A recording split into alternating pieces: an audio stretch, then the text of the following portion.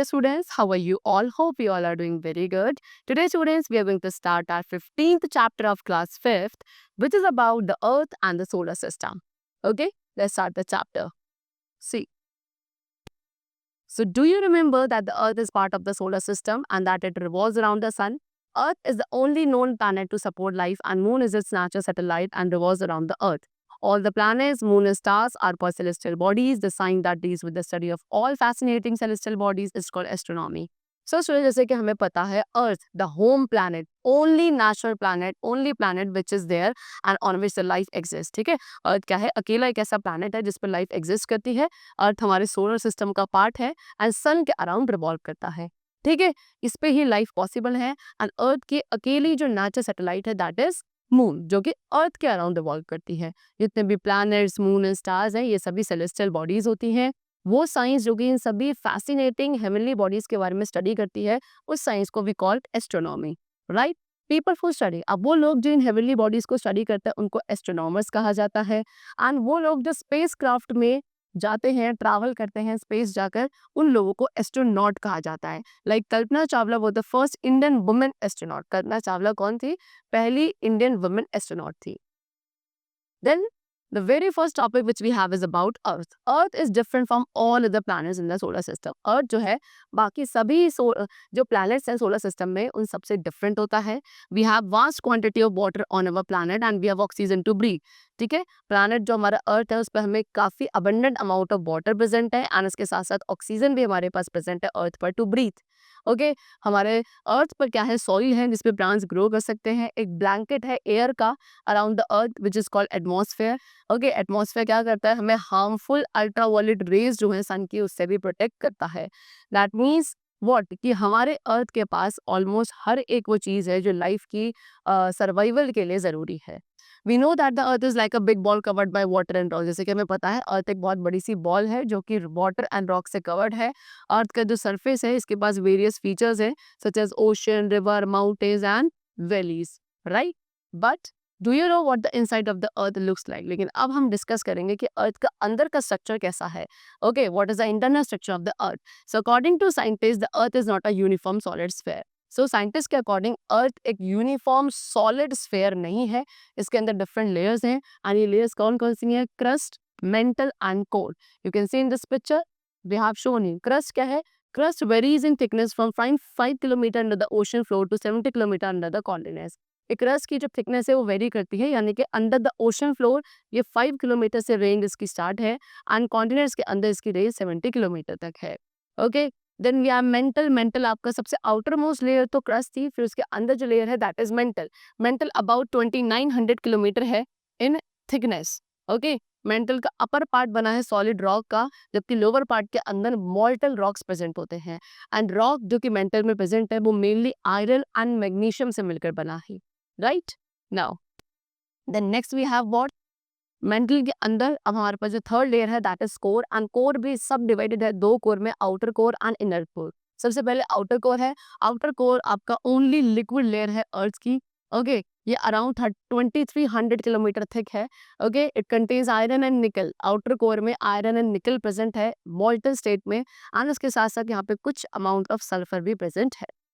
फिर इसके बाद इसके अंदर आते हैं इनर कोर जो कि एक्सट्रीमली हॉट सॉलिड स्फीयर है, मोस्टली आयरन का. एंड इसके ये जो प्रेजेंट होता है ये अर्थ के बिल्कुल मिडिल यानी कि सेंटर वाले पोर्शन में प्रेजेंट है. Okay, now so this was the internal structure of the earth. Next we come to the topic that is solar system. So as you all know, sun and the celestial bodies that orbit it form the solar system. Sun and उसके चारों तरफ जितनी भी celestial bodies क्या करती हैं? revolve करती हैं. They all together known as solar system. Sun हमारा solar system का central part है. जितने भी planets हैं they all revolve around the sun. ठीक है, सारे planets sun के around revolve करते हैं fixed path में which is called orbit. ठीक है, orbit of the planets are elliptical, that is oval in shape. जितने भी प्लैनेट्स के ऑर्बिट्स हैं वो सभी एलिप्टिकल यानी कि ओवल शेप्ड है. प्लैनेट्स क्या होते हैं? Planets are heavenly bodies. वो हेवनली बॉडी जो सन के अराउंड रिवॉल्व करती हैं they are known as planets. The planets of the solar system in order of increasing distance from the sun. अब यहाँ पे आपको जितने भी हमारे प्लैनेट्स हैं सोलर सिस्टम में उनको सन के साथ जो डिस्टेंस है उनको इंक्रीजिंग ऑर्डर में अरेंज करके बताया गया है. That is number 1 mercury, Venus, earth, Mars, Jupiter, Saturn, Uranus and Neptune. Okay, Then next we have Pluto also. Pluto, which was earlier considered as a planet. Pluto एक ऐसी heavenly body है जिसको पहले एक प्लैनेट कंसिडर किया गया था, फिर उसके बाद उसको एक सेपरेट कैटेगरी में रख दिया गया which is known as dwarf planet. किसके through? By the International Astronomical Union, that is IAU. कब रखा गया? अगस्त 2006 में. Okay. Then next we have what? Sun. Sun is a star at the centre of the solar system. Sun क्या? एक star है जो कि सोलर सिस्टम के बिल्कुल सेंटर में प्रेजेंट होता है. सन एक हॉट बॉल है ऑफ गैसेस जो कि great amount of energy release करता है. एंड अर्थ में जो लाइफ पॉसिबल है that is because of light and the heat which is being produced by the sun. इसी के ऊपर लाइफ जो है अर्थ पर डिपेंडेंट है. ऑल द हेवनली बॉडी, जितनी भी हेवनली बॉडीज हमारे सोलर सिस्टम में है, दे ऑल ऑर्बिट और ट्रैवल अराउंड द सन. वो सभी सन के अराउंड ट्रैवल करती हैं, ऑर्बिट करती हैं. Earth the sun at a distance of about 15 crore kilometre. इतना डिस्टेंस है जो हमारे अर्थ है सन के बीच में. And the next closest star है अर्थ के, that is around 2,50,000 times farther away. उसके बाद सन से दूर अब जो नेक्स्ट क्लोजेस्ट स्टार है अर्थ का, that is 2,50,000 times farther away. इसीलिए सन जो है सबसे ब्राइटेस्ट ऑब्जेक्ट है in the sky for us. Okay. Sun is the largest object. Sun सबसे बड़ा ऑब्जेक्ट है हमारे सोलर सिस्टम में. इसका डायमीटर अबाउट कितना है? 13,92,000 किलोमीटर में. Okay. And this is about 109 times bigger than earth diameter. And sun का डायमीटर अर्थ के डायमीटर से अराउंड 109 टाइम्स बिग है. Right. Sun consist of mostly the gases. Sun के अंदर मोस्टली गैसेस प्रेजेंट है जैसे कि hydrogen and helium. Hydrogen is packed in tightly at the core. Hydrogen tightly क्या? इसमें जो कोर वाला पोर्शन है वहां पे पैक्ड है. ग्रेट प्रेशर, जितना ज्यादा प्रेशर होता है वो क्या करता है? इस हाइड्रोजन को स्क्वीज कर देता है, जिसकी वजह से किसमें? हीलियम में चेंज हो जाती है. Its core is very hot. इसका कोर वाला पार्ट काफी हॉट है जो कि अराउंड कितना? आपका 15 करोड़ 6 लाख डिग्री सेल्सियस तक का इसका टेम्परेचर है. Next what we have is the sun has been shining for millions of years. Sun आपका मिलियंस ऑफ ईयर्स से शाइन कर रहा है. एंड मोस्टली ये किसकी वजह से है? हाइड्रोजन के साथ जो हीलियम गैस प्रेजेंट है उनके बर्न होने से ये हमें शाइन करता हुआ अपीयर होता है. Billions of years in the future the sun will use up all its hydrogen fuel. अब फ्यूचर में बिलियंस ऑफ ईयर्स अराउंड बाथ जो सन है वो अपना सारा हाइड्रोजन फ्यूल यूज कर लेगा एंड उसके बाद धीरे धीरे it will stop shining. Okay. The surface of the sun. Sun का सरफेस किसका बना है? गैसेस का बना है. एंड जो सरफेस का टेम्परेचर है वो अबाउट 6,000 डिग्री सेल्सियस है. Okay. Sometime cooler darker patches called sun spot appear on the surface. कभी कभी आपने देखा होगा कुछ डार्क कलर के पैचेस होते हैं जिन्हें आप सन स्पॉट कहते हैं, वो आपको सन के सरफेस पे अपीयर होते हैं. And sometime great blast of energy. And कभी कभी बड़े बड़े ब्लास्ट होते हैं एनर्जी के जिनको सोलर फ्लेयर्स कहा जाता है. एंड ये क्या करता है? They erupt from the atmosphere of the sun. Next we have the moon. Moon is also a ball of rock. Moon भी क्या है? रॉक्स की एक बॉल है जिसको आप सन, जैसे सन एंड प्लैनेट्स हैं उसी की तरह मून भी is a ball of rocks only. Okay. Moon की अपनी खुद की लाइट नहीं होती है, ये सन की लाइट को रिफ्लेक्ट बैक करता है. मून हमारे अर्थ की ओनली नेचुरल सैटेलाइट है एंड इसका जो डिस्टेंस है from the earth that is 3,84,400 kilometres. Right. ना next we have what? The surface of moon. अब मून के सरफेस को डिस्कस करते हैं. तो the surface of the moon is covered with the layer of dust. Moon का surface क्या? एक डस्ट की लेयर से कवर्ड है. इसमें mountains, craters and valleys present है. What are craters? Craters are deep holes that have been made when solid bodies called meteoroids crashed into the moon surface. Craters वो deep holes हैं जो किसकी वजह से बने? जब वो कुछ सॉलिड बॉडीज जिनको मीटेरॉइड्स कहा जाता है, ये जैसे ही मून के सरफेस पे स्ट्राइक होती है उनकी वजह से ये डीप होल्स हमारे मून के सरफेस पे बन गए which are known as craters. Lava that float from these craters. अब इन क्रेटर्स से जो लावा फ्लो होता है उसने पहले पुराने वाले क्रेटर्स को क्या कर लिया? कवर कर लिया. एंड इसलिए वो क्रेटर्स काफी स्मूथ दिखते हैं एंड डार्किश कलर के दिखते हैं. There is no life on the moon. Moon पे लाइफ पॉसिबल नहीं है बिकॉज मून पे air and water nothing is present. Right. And उसके साथ साथ मून के अराउंड एटमॉस्फेयर भी प्रेजेंट नहीं है. That mean there are no winds, no clouds, no rain. On the earth atmosphere absorbs a part of sunlight. Earth पे जो हमारा एटमॉस्फेयर है वो सनलाइट के कुछ पार्ट को एब्जॉर्ब कर लेता है जिसकी वजह से it does not become so hot during the day. But there is no protection against the strong rays of the sun on the moon. लेकिन सन की जो हार्मफुल रेज है या स्ट्रॉन्ग रेज है उसके अगेंस्ट प्रोटेक्शन मून पर बिल्कुल भी प्रेजेंट सरफेस पे प्रेजेंट नहीं है बिकॉज वहाँ पे एटमॉस्फेयर नहीं है. Okay. The side facing the sun, वो साइड जो सन को फेस करते काफी हॉट है एंड वो साइड जो सन से अगेंस्ट है वो काफ़ी कोल्ड है। If you shout on the moon, अगर आप मून पे जाते शाउट करते हो तो वहाँ पे आपको कोई सुन भी नहीं सकता। That means what? Because sound travels in air, because sound को ट्रैवल करने के लिए एयर चाहिए, मीडियम चाहिए एंड मून पर एयर प्रेज़ेंट ना होने की वजह से वहाँ पे साउंड भी ट्रैवल नहीं कर सकती and nobody can hear you on the moon surface. Okay? Now next, what they have given you? The moon. As I told you, moon is the only natural satellite of the earth. Moon अर्थ की only natural satellite है and एक heavenly body जो कि किसी भी planet के around revolve करती है उसे हम satellite कहते हैं. Natural satellites of planet. जितनी भी planets की natural satellites होती है उनको moon कहा जाता है. That means earth के पास केवल एक ही moon present है. Next we have artificial satellites. Moon is the only natural satellite of the earth. तो moon तो अर्थ की अकेली नेचुरल सैटेलाइट है, लेकिन उसके अलावा कुछ आर्टिफिशियल सैटेलाइट्स भी हैं जो कि मैन मेड ऑब्जेक्ट्स होते हैं. इनको स्पेस में भेजा जाता है to orbit the planets. First man made satellite कौन सी थी? Sputnik first, which was set into space on 4 October 1957 में. इसको सबसे पहले स्पेस में भेजा गया था एंड तब से उसके बाद से मेनी कंट्रीज, काफी सारी कंट्रीज है जो कि अपनी सैटेलाइट्स को स्पेस में भेजती हैं. Aryabhata was India's first artificial satellite. Okay, now, next is what? Artificial satellites are extremely useful to us. अब artificial satellites के क्या क्या uses है, वो क्यों useful है हमारे लिए? Number 1, communication satellites. कुछ artificial satellites communication satellites होते हैं जैसे कि INSAT 3E. इसको यूज किया जाता है टेलीफोन कॉन्वर्सेशंस या टेलीविजन प्रोग्राम्स को अराउंड द वर्ल्ड सेंड करने के लिए. Okay, then next we have weather satellites. कुछ आर्टिफिशियल सैटेलाइट्स वेदर सैटेलाइट्स होती हैं. दैट मीन्स इसको वेदर फोरकास्टिंग के लिए यूज किया जाता है.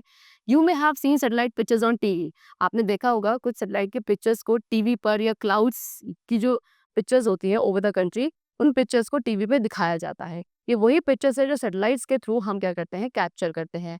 Okay, they give us early warning of storm. इनके थ्रू हम जो अर्ली वार्निंग्स है स्टॉर्म्स या साइक्लोन्स की, उनको हम क्या कर सकते हैं, इजीली डिटरमाइन कर सकते हैं and then they help to forecast the weather. Then remote sensing satellites. कुछ रिमोट सेंसिंग सैटेलाइट्स हैं जो कि क्या करती हैं, अर्थ की फोटोग्राफ्स लेती हैं so that scientist can study the features of the earth surface. Okay, Cartosat first, ये क्या है, एक रिमोट सेंसिंग सैटेलाइट है which was launched by Bharat. Next is science satellite. Science satellite help us to study outer space.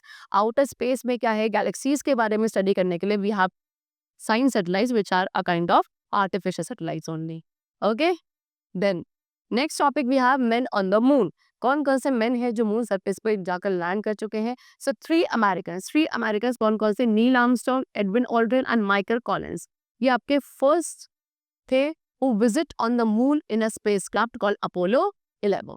ठीक है, Neil Armstrong and Edwin Aldrin ये आपके moon पे कब स्टेप किए थे? On 21 July 1969. Next we have shadow. Shadows are formed when an opaque body obstructs the path of light. Shadow can never be formed in total darkness. Shadows कब बनती है? जब एक लाइट के पाथ को किसी भी ओपेक ऑब्जेक्ट के थ्रू क्या किया जाता है, ऑब्स्ट्रक्ट किया जाता है, ब्लॉक किया जाता है, तब उस ऑब्जेक्ट का एक डार्क पैची हमें सरफेस देखने को मिलता है. एक उसे ही क्या कहा जाता है, शेडो कहा जाता है. शेडो कभी भी टोटल डार्कनेस में, यानी अगर पूरी तरीके से अंधेरा है तो वहां पे शेडो फॉर्मेशन नहीं हो सकता है. Now, what are opaque objects? Opaque objects क्या होते हैं? The objects through which light cannot pass. ऐसे ऑब्जेक्ट जिनके थ्रू लाइट पास नहीं हो सकती, दैट मीन्स ये लाइट के पाथ को कम्प्लीटली ब्लॉक कर देते हैं, उन ऑब्जेक्ट्स को क्या कहा जाता है? ओपेक ऑब्जेक्ट्स कहा जाता है. एंड ओपेक ऑब्जेक्ट्स हमेशा क्लियर एंड डार्क शेडो बनाते हैं. Example, wood and metal are OPEC.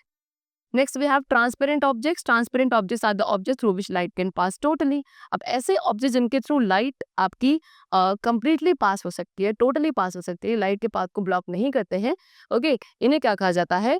Transparent objects कहा जाता है. And transparent objects do not form shadow. Example, plain glass, clean water, these are transparent. Next we have translucent. Translucent are objects through which light can pass partially. ऐसे object जिनके through light pass होती है लेकिन partially, यानी कि थोड़ा पास हो पाएगी, थोड़ा ब्लॉक हो जाती है. इन ऑब्जेक्ट्स को ट्रांसलूसेंट कहा जाता है. ओके, एंड ट्रांसलूसेंट ऑब्जेक्ट फेंट शेडो बनाते हैं, यानी कि धुंधली काइंड ऑफ शेडो बनाई जाती है. Example, butter paper, clean plastic bag, these are translucent objects. Next topic which we have is eclipse. An eclipse is a shadow formed in space which makes the sun or the moon invisible for some time. एक ऐसी shadow जो space में बनती है and ये sun और moon को कुछ time के लिए invisible कर देती है, उसे हम कहते हैं eclipse. अब eclipse students two types की होते हैं, solar eclipse and lunar eclipse. First of all we have lunar eclipse. So it occurs on a full moon night. Lunar eclipse आपका फुल मून नाइट पे होता है। जब मून आपका अर्थ के अराउंड रिवॉल्व करता है तो अर्थ की शेडो उसके ऊपर फॉल करती है, जिसकी वजह से we are not able to see the moon. When the earth comes between the sun and the moon, जब अर्थ सन एंड मून के बीच में आ जाएगा और इसकी वजह से सन की जो लाइट रेज है वो ब्लॉक हो जाती है एंड मून के ऊपर फॉल नहीं करती, तो मून हमें अपीयर नहीं होता। As we have studied that moon does not have its own light. Okay, if the complete disc of the moon is covered, अगर मून का कंप्लीट डिस्क अर्थ की शेडो से कवर्ड हो जाता है उसे आप टोटल ल्यूनर एक्लिप्स कहते हैं। But if only a part of the moon, लेकिन अगर मून का कुछ छोटा सा पार्ट जो है वो हाइड होता है अर्थ की शेडो की वजह से, उसे कहा जाता है partial lunar eclipse. Okay, the next we have solar eclipse. अब सोलर एक्लिप्स है an eclipse of the sun. Sun का जो एक्लिप्स होगा उसे आप सोलर एक्लिप्स कहते हैं। और कब होता है? न्यू मून डे पे होता है। It occurs when the moon comes between the sun and the earth. जब अब मून सन एंड अर्थ के बीच में आता है तब आपका ल्यूनर एक्लिप्स होता है। मून अपनी शेडो कास्ट करता है अर्थ के ऊपर एंड जो लोग अर्थ के उस सर्टेन पार्ट में रहेंगे उस सन को बिल्कुल भी उस टाइम पर नहीं देख पाएंगे एंड या फिर उसको पार्शली नहीं देख पाएंगे। अब वो डिपेंड करेगा कि कितनी शेडो, अर्थ की कौन सी शेडो है जो सन की रेस को ब्लॉक कर रही है। ठीक है, for a total solar lunar eclipse, एक टोटल सोलर या ल्यूनर एक्लिप्स के लिए सन, अर्थ एंड मून को एक स्ट्रेट लाइन में आना जरूरी होता है। Okay, now the next topic which we have is the tides. What are the tides? The regular rise and fall of the level of water in the sea is called tide. अब जो regular basis पे जो सी का water level है वो जब rise होता है एंड फिर फॉल होता है, इसे कहा जाता है टाइड। एंड टाइड्स जो है सन एंड मून से रिलेटेड होती है। Moon is much closer to the earth, moon earth से ज्यादा क्लोजर है as compare to sun, and इसीलिए मून का एक ग्रेटर पुल होता है वाटर के साथ than the sun. Moon's gravitational pull attracts the water of sea. Actual में मून का जो ग्रेविटेशनल पुल है वो सी वाटर को ऊपर की तरफ खींचता है, पुल करता है, जिसकी वजह से water rises towards the moon. Water ऊपर की तरफ टुवर्ड्स द मून राइज करता है। इसको कहा जाता है high tide. In high tide the water in the sea rises on the sea shore. High tides में जो वाटर है वो ऊपर की तरफ सी शोर की तरफ राइज होता है। एंड अनदर हाई टाइड, अगर कोई दूसरी हाई टाइड आती है अर्थ के ऑपोजिट साइड पर, तो because of the earth movement in the region between the two high tides. अब दो हाई टाइड्स के बीच का जो रीजन होता है वहां पे जो लेवल ऑफ वाटर है वो नीचे चला जाता है और वहां पे बन जाती है low tide. Thus high tide and low tide occur almost every 12 hours. इस तरीके से एक high tide and low tide almost हर 12 आवर्स के बीच में चलती रहती है। The knowledge of tide is useful to ships and fisherman. अब ये टाइड्स की नॉलेज शिप्स एंड फिशरमैन के लिए काफी यूजफुल होती है। When there is high tide, जब हाई टाइड होती है तब शिप्स एंड फिशरमैन जो है वो इजिली एक पोर्ट तक आ जाते हैं एंड लो टाइड में वो अपनी शिप्स को सी शोर तक इजिली नहीं ला पाते हैं। Why? Because the sea water, because sea water क्या करता है वो सी शोर से दूर यानी कि रिसीड करता है, जिसकी वजह से बोट को अलोंग द सी शोर लाया नहीं जाया जाता। Okay, when the moon is full और नहीं, अब जब मून या तो फुल मून होता है या न्यू मून होता है तब ग्रेविटेशन पुल जो है मून का एंड सन का वो कंबाइंड हो जाता है। एंड एट दीज टाइम्स, इस टाइम पे जो हाई टाइड्स है वो बहुत ज्यादा हाई हो जाती हैं एंड लो टाइड्स बहुत ज्यादा लो हो जाती हैं and this is known as spring high tide. इसे क्या कहा जाता है? स्प्रिंग हाई टाइड कहा जाता है। Spring tide they do not have anything to do with the season spring. See, नाम से स्प्रिंग टाइड है लेकिन इसका स्प्रिंग सीजन से कोई लेना देना नहीं होता है। तो ये स्प्रिंग टाइड्स कब होती हैं? When the earth, the sun and the moon are in a line. जब अर्थ, सन एंड मून तीनों ही एक स्ट्रेट लाइन में होते हैं तब स्प्रिंग हाई टाइड्स आती हैं। And the gravitational forces of the moon and the sun both contribute to the tides. And इस कंडीशन में सन एंड मून दोनों का ग्रेविटेशनल पुल जो है वो इन टाइड्स में कंट्रीब्यूट करता है एंड स्प्रिंग टाइड्स आपके फुल मून या न्यू मून के टाइम पर अकर होती हैं। Okay, so that's all for the chapter. We have discussed about the different heavenly bodies which are there in our universe. Okay, and many more concepts regarding to them. We'll meet you very soon. I hope you all must have understood the chapter very carefully. Till then, take care and thanks to everyone.